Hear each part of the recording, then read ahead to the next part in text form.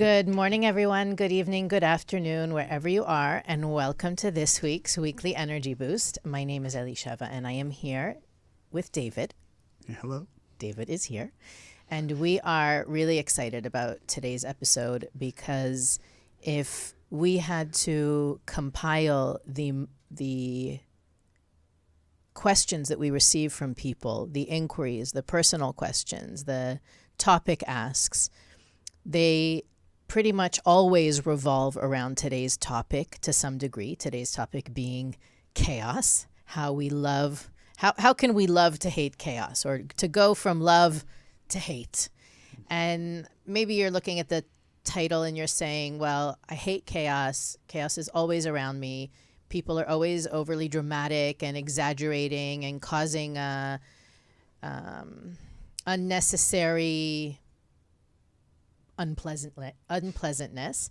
And why is it? Why do I feel like a chaos magnet? Why do I feel like there's always drama in my family or drama in my office? Or why is there always drama in the world? And believe it or not, there's other people that do not think that and do not feel that. And there is actually a way to, not only a way, there are different ways, and hopefully we'll get to discuss all of them this morning, to not only diminish the chaos in the actual sense, but also shift our perception of chaos so as to diminish the drama that can surround the conflicts that we don't create, but for whatever reason the universe considers essential for us to experience. And we'll talk about that as well.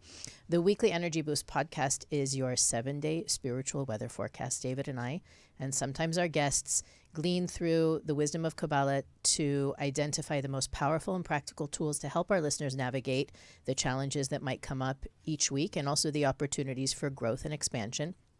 If you're listening on Monday, if you're listening live, today is also the new moon of Taurus on the Kabbalistic calendar, which we have to give a second and a half to because it's an important day. There's different factors that are influencing today's topic. We try to bring the conversation, even though it's very practical and relevant for any day, any week, any month, any year.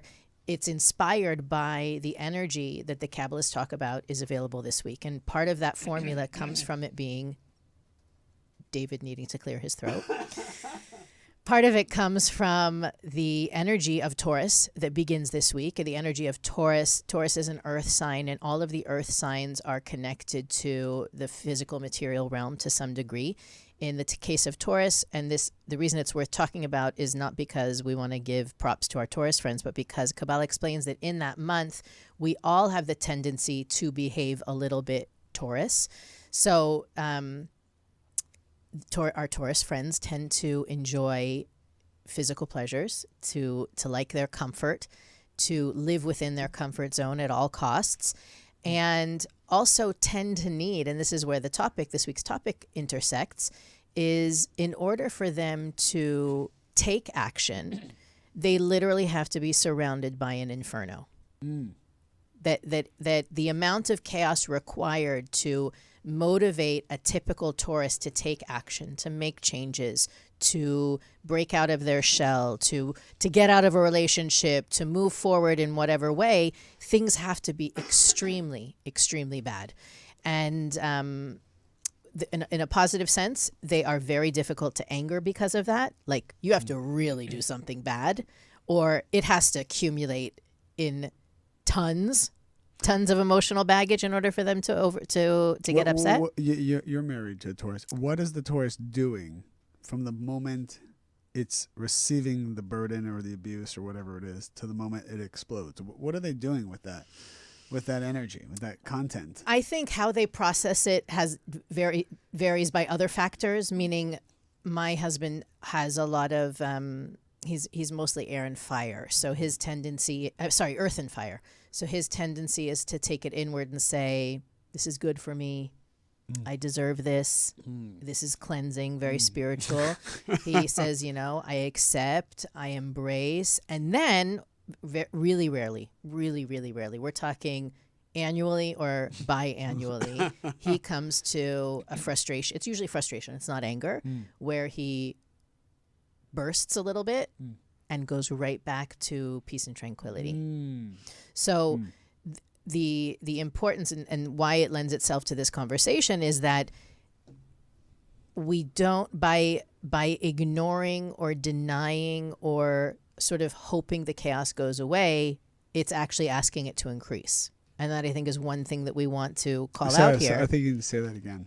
That when there is a challenge and we don't acknowledge it, it needs to increase on the chaos scale, right? So why? Because any challenge that comes to us, I feel like this is an oral exam. Any challenge that comes to us because we have the opportunity to grow or transform. The chaos has an intelligence that it well, wants to I'm transfer talking to you. even before it becomes chaotic. It comes as a, Psst, David, here's something you can work on. Yeah. And then David says, all right, when I'm done with this. And then inevitably it doesn't enter, we forget about it. It becomes a lesser priority to the things that need to get taken care of. And then the universe comes and says, hey, buddy, it's time to work on this. And okay, I got it. And I'm going to toy with it for a second, and then I'm going to move on to other more important things. And the universe has to gradually get louder in order to get our attention and help us to focus on what's really important, which is not the chaos. Wow, I have such a good example. I got a text from a student last week who was sharing with me, she shared with me a conversation, online conversation. Apparently somebody called the office and threatened to hold them at gunpoint, said they were going to come and shoot up the place on the phone. Did they? No. But they threatened to. Okay, so here is a very virtual, it's not actually happening, it's just the threat of it happening. Sure. Obviously created a lot of drama there.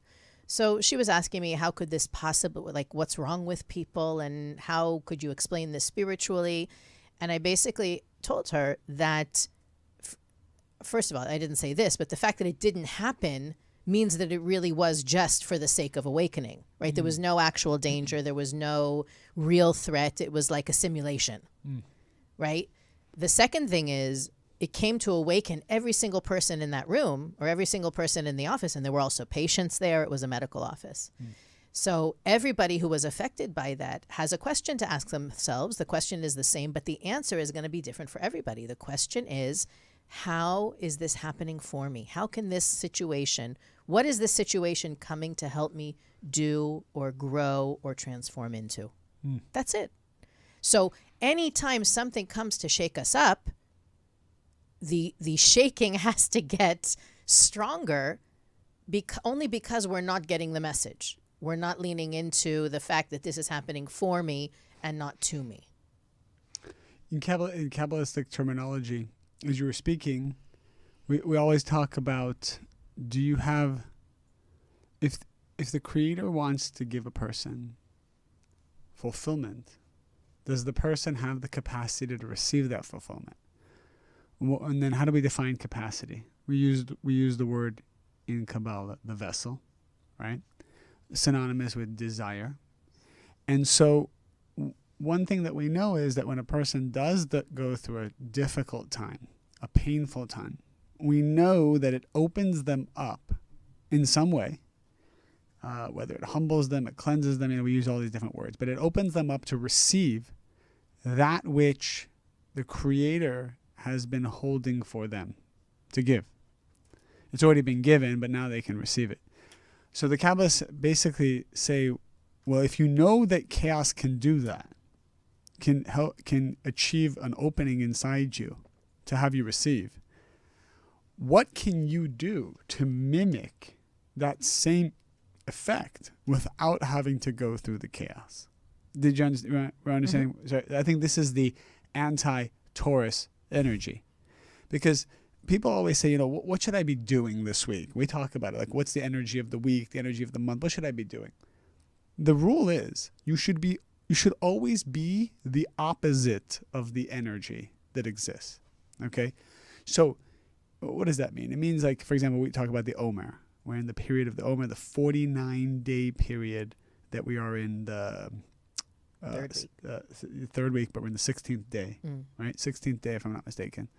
We're in the 16th day of this 49-day period, which is a period, Kabbalistically, that person can build the next level of who they are, which means there's an acceleration of tikkun, of correction. There's an acceleration of negative thoughts and feeling and experiencing things that are blocking us. Okay? And so it's called a time of judgment. It means that the world is treating the person with a strict energy. A strict energy.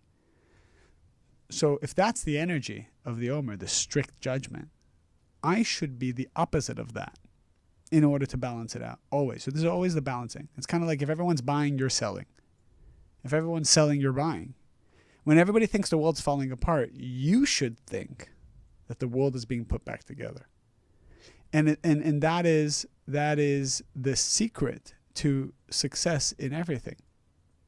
But if you're following the crowd, if you're following the herd, if you're constantly being consumed by the outside energy, so you're just the effect of everything. So you're not with the light of the Creator. You're not with the miracles because you're just following the energy. And this is the secret to spirituality, is how aware can we be to be the opposite of what's going on. So, and if it's like if everyone's happy and exuberant and feeling immortal, you should take a moment to kind of contemplate your mortality. You should take a moment to, it's always like when do you leave the party? You leave the party when it's getting good. That's when you leave the party. But everybody wants to stay when it's good and leave when it's bad. Also with relationships. Also with the spiritual path. I mean, I know, so we have so many students who are on the spiritual path of Kabbalah. And I always tell them, if you're enjoying this path and it's changing your life, there's going to be a moment where the opponent is going to find a way to disconnect you from any type of spiritual path, because that's his job. His job is to ensure that there's a friction for you, some kind of limitation for you to grow, because you need an opponent. I always tell my students, like, if you're going to leave the spiritual path, leave on a high note. Leave when it's going great. You should leave, like, if you want to, let's say it's reverse psychology. Well, no, I know it sounds like that, but it's actually a big secret. And I've told this to myself, and I tell this to my students. If you ever even have an inkling to leave something that has been good for you, it could be a relationship. Don't leave when it's really bad, because when it's really bad, it's easy. It's like you want to leave. It's easy to leave. You have logic to leave the path. You should leave when you have to say to yourself, you know what, I'm going to make it good, and then I'm going to leave. Because if it's bad, it's bad, right? Whether you feel good or don't feel good, it doesn't really matter. Like if you're not meant to study a spiritual path, then you're still not meant to study it in 3 months, right? So you should always leave when it's good, not when it's bad. So it's always the opposite.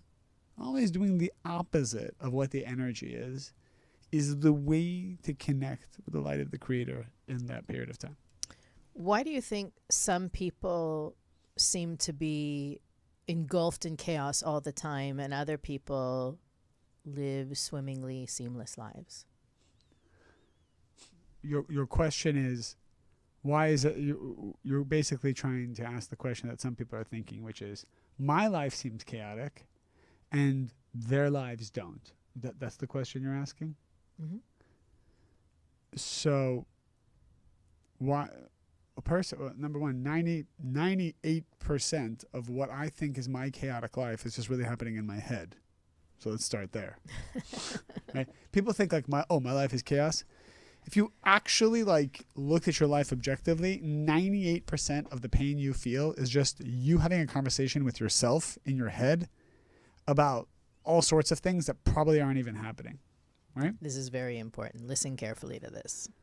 And this is why when you are looking at someone else's life, it seems calm, because they're looking at your life saying the same thing. They're looking at your life and taking a snapshot of it and saying, look, this person has a good situation going. But what you don't see is that the turmoil that goes on in the minds and thoughts of people. This is why our teacher, Rob Berg, this is what I love about the wisdom that we study, is he always focused on controlling your consciousness. How do you double down on the efforts of controlling your mind, of simplifying your thoughts, of there's a weird voice. I think it's God talking to us. There's a weird voice. God wants to call in. There's some kind of a vibration of a voice coming from another wall. So, where was I? Before God interrupted us. In your head, the thoughts in your head. The thoughts in your head. Yeah, that's right. That's right. We're learning always, and I'm more and more investing in this these days because the energy is so all over the place in the world. I'm spending more and more time asking myself, okay, I got to stop trying to have conversations in my head. I got to stop trying to talk to myself about the future or the past or all this stuff. Sometimes in our heads, we're also talking to other people. Oh, yeah. Reenacting or enacting situations that haven't happened yet. What am I going to say when I see them or when this happens? Right. That's right. Which is oven within itself, its own form of chaos and drama. That's right. The shower scene, right? We all put that scalding hot water on us while we curse people out in our brains. Confessions of a Kabbalah teacher. It's not just me. All right. Well, so and I spoke about this last week on Saturday, and we just talked about it now. Kabbalah has actually made it clear. The conversations that we have in our mind actually are all disconnecting us from the light. All conversations in your brain are just a form of a drug to draw short-term energy and have no benefit whatsoever.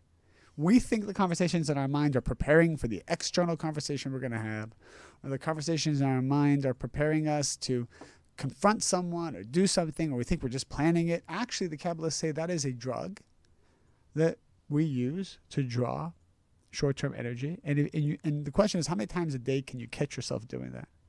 And they say the solution is you have to bring the conversation outside of yourself to the Creator. And we always talk about this, about talk to the Creator.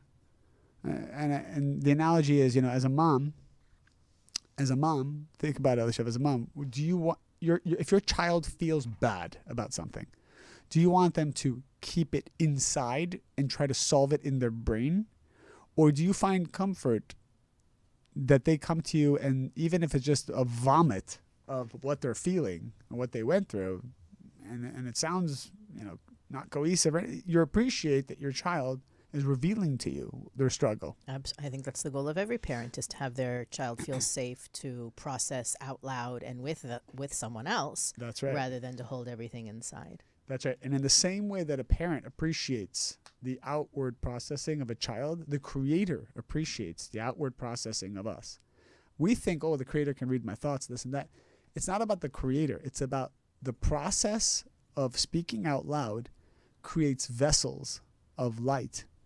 And the Creator has basically said, I will respect your privacy if you keep it in your head, but I will interact with you if you speak it out loud. So the Kabbalists were very adamant about finding a place of isolation and talking out loud to the Creator whenever you can about all your problems. Just bring it out to the atmosphere.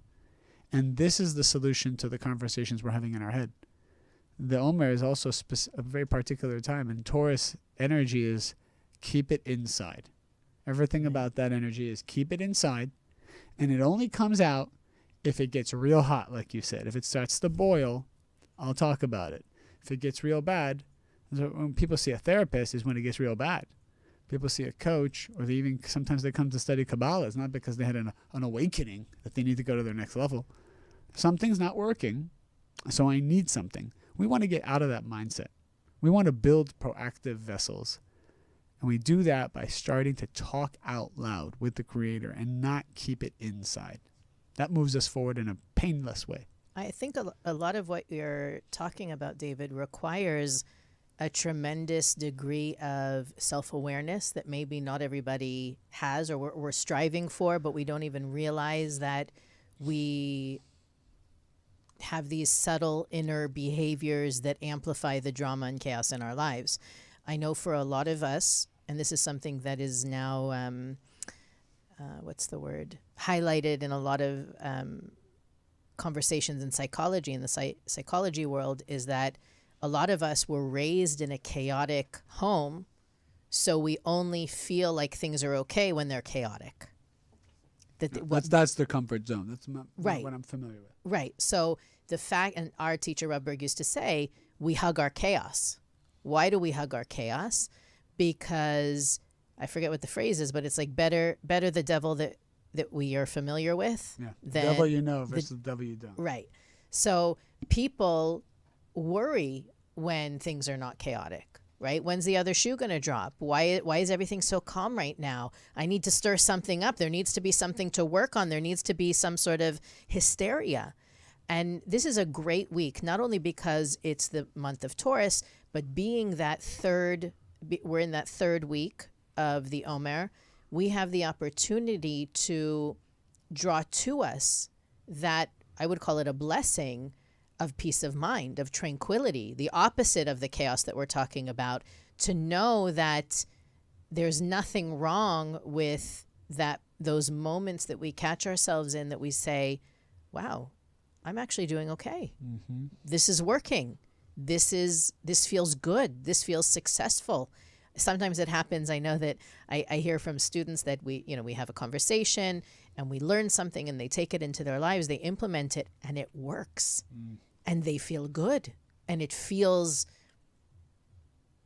successful and strong and connected, not from an arrogance point of view of look at how powerful I am, look at how mighty I am, look what I achieved, but the opposite. I implemented something, a powerful spiritual teaching or tool or principle. I'm living my life by these ideas, and I had a great conversation. I walked into a difficult conversation, and it turned out amazingly because I implemented what I learned. And it is okay to celebrate those successes. What I think is the distinction between that Taurus complacency, nothing is wrong, to look at what's going on here, it's really working, is that the willingness to be uncomfortable. That is really the key this week and this month, is not being uncomfortable, not sleeping on a bed of nails, but being willing, embracing the potential for discomfort. That's actually where I would say that's the secret recipe to not ever needing to be in chaos, not ever needing to be squeezed to the point or sitting in the middle of the inferno, is to honestly and genuinely feel like whatever it takes, I'm willing to do whatever it takes.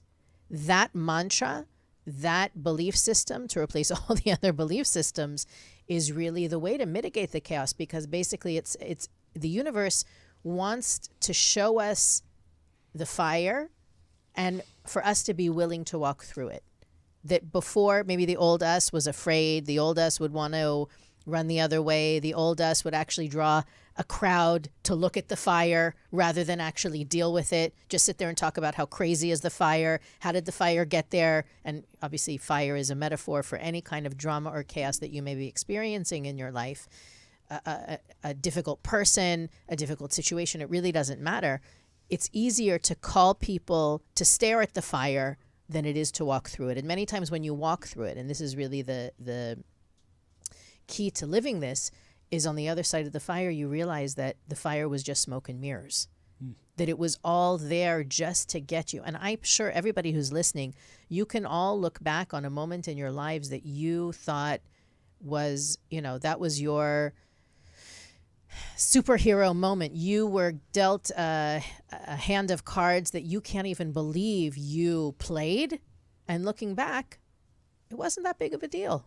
Or you thought it was going to be much worse than it actually was. And people go through surgical procedures and they say that. They go through breakups and they say that. They go through transitions in their life and they say that. But most of the time, the anticipation of what's going to happen is much worse. That's where the drama is in the anticipation. We're having the meeting. What are we going to do? We have to have that meeting, or we have to have that conversation, or we're going to court, or Thanksgiving is coming, or we've got to confront my dad about whatever. The buildup is far worse than the actual happening.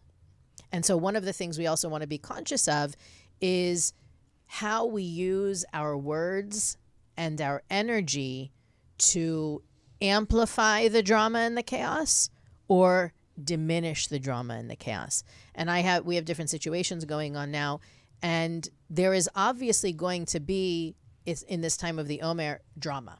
That's another reason this conversation is super timely. The drama is really just there in this time to test how much have we grown. Have we really increased our capacity to reveal light? Because if we increase our capacity to reveal light, that means we also increase our capacity to handle challenges. Not chaos, challenges. And there's a big difference, because a challenge is simply an opportunity to transform. Chaos can be overwhelming, can be disempowering, can be suffocating. And I was reading something, David, and I would love to hear your thoughts on this as well.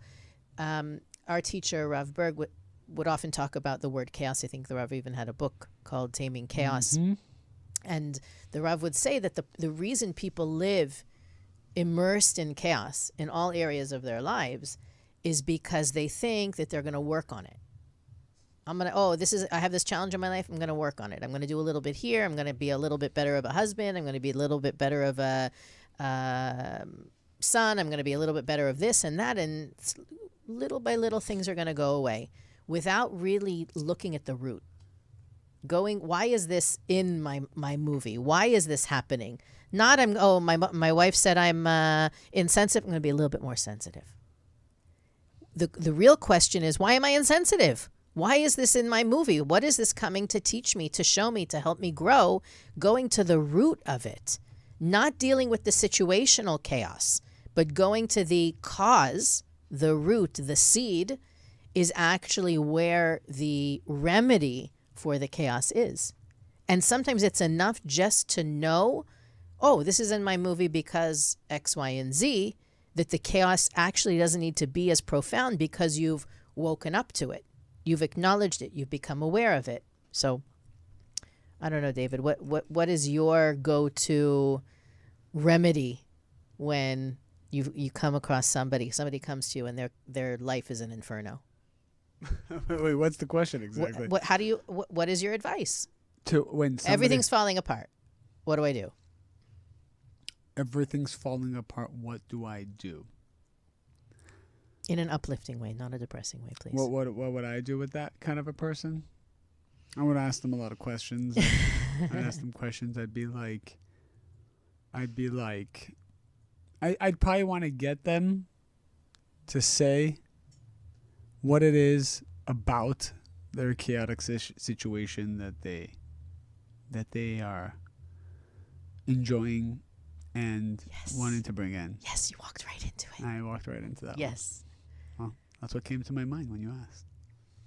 No, but that's the truth, is that we do derive a certain pleasure from chaos. Now, everybody's listening and saying, you're sick. Nobody likes chaos. What do we mean when we say deriving pleasure from chaos? Yeah, through series of questions, which I don't really come to my mind because they're not generic, I would be asking them, whatever is happening in our life is because we're good at doing that. Like we're good at that, and so I would want to bring them to a place to kind of give them a gut check of what do they really want. I think when people don't have a goal and they're not really focused on what it is what they want, the opponent creates a goal for them. And that's where the chaos is. When you're not focused on what you want, there's other people will tell you what you should want. And I think that's a big issue. People who have a lot of chaos, they're not really clear about what it is they're working for or who they're working for. And so you get caught up in everyone else's thoughts and opinions and the desires that are floating in this world. So you're always the effect of your surroundings, you know? I don't know why it came to my mind that we had this thing a couple of days ago, you and and I have this concept called off-duty.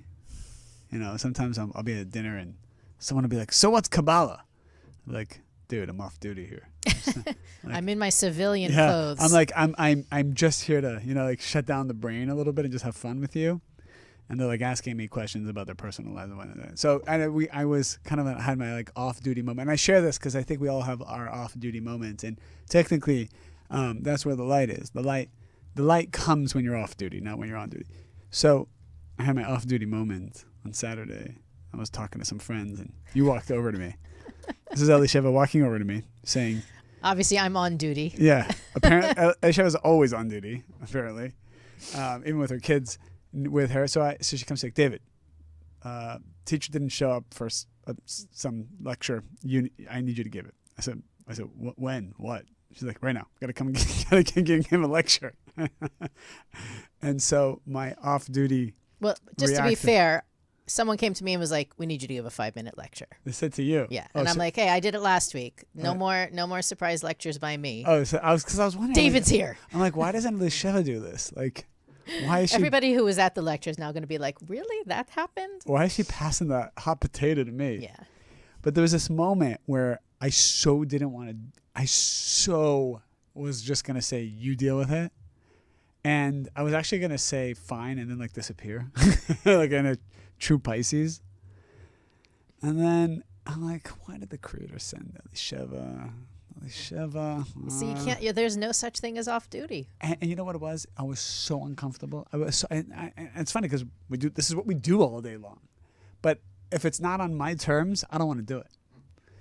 And you're welcome. Yeah, well, I think it's a powerful thing because and I realize probably every lecture I've given this entire year has only brought darkness and chaos, except for that one that you made me do because there was no aspect of my and I decided to and it was so powerful.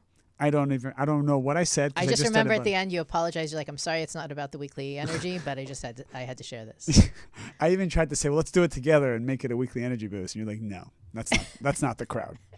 The crowd, that's not the weekly energy boost. We have to save our material for the podcast. Well, there's a second component to this. So then I said, you know what? If I'm gonna totally humiliate myself here, because I have not prepared nothing, I'm gonna just walk up there and do it like a Rav Berg style. And I'm just going to close my eyes. And the whole time I spoke, I closed my eyes. And I'm just going to, whatever words come to my mouth, I'm just going to say it. Now, I don't remember what I said, but I'm happy that I had the opportunity. And I think it also forges a powerful lesson because then the next day I went with a group of students we went to the beach. And the thought came to me that said, we should go and immerse ourselves in the cold Pacific Ocean as a form of cleansing called the mikveh. And then I'm like, oh, I don't really want to do that. It's very cold. It's uncomfortable. And then it was also a chilly day yesterday. It wasn't the hottest day. Yeah. And then I remember actually what we went through on Saturday. And I said, you know what? This is it. This is what it's about. So then we all went in the water, and it was a really nice thing. So when you go outside your comfort zone, it begets the strength to go out again, and then you have freedom. And when you don't, your world gets smaller, your community gets smaller, your light gets small, everything gets smaller, but your comfort gets bigger, right? But it's not a fresh feeling. You don't feel fresh. You don't feel alive anymore. So that's my consciousness for today and about the month of Taurus and the Omer is number one, and we got to end it here. Mm-hmm. Number one, check in with yourself about your off-duty time, right? Technically, we should be fluid and nimble. We should be channels. There's not on-duty, off-duty. Number two, because that's where the light is. Number two, all the conversations in our head are short circuits. They're actually disconnecting us in the light. There's no actual, because sometimes we think it's good. We're planning. It's like, what do you call it on the barbecue? The fire starter? It's just fire starter. It just makes the flames higher and hotter. Those chats in your mind. That's right, and because we actually think it's a good thing. We think it's spiritual to have this, and we think it's preparing us. So energizing. It is for a moment, but it's actually disconnecting you totally from the light of the Creator. And the solution to that is you talk out loud. And the more you can catch yourself this month talking to yourself, and then stopping that, and we can give more tools maybe next time, but because I'm learning about a lot of different tools to stop the mind. That's the answer. That's the solution for this week and this month. Weekly Energy Boost is available on all podcast platforms, YouTube, Facebook, Instagram, and all podcast platforms. We also have a website where you can find not only previous episodes, but also different things that we think would be interesting or important for our listeners to have, to learn, to know about. You can like, rate, and review, share the episode if it has been impactful for you. It's a nice way to help people in your life who are part of the drama also learn how to diminish the chaos in their lives.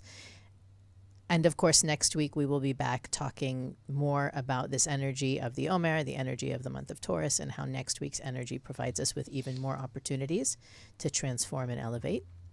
Have a fabulous week, and we'll see you next time on the Weekly Energy Boost.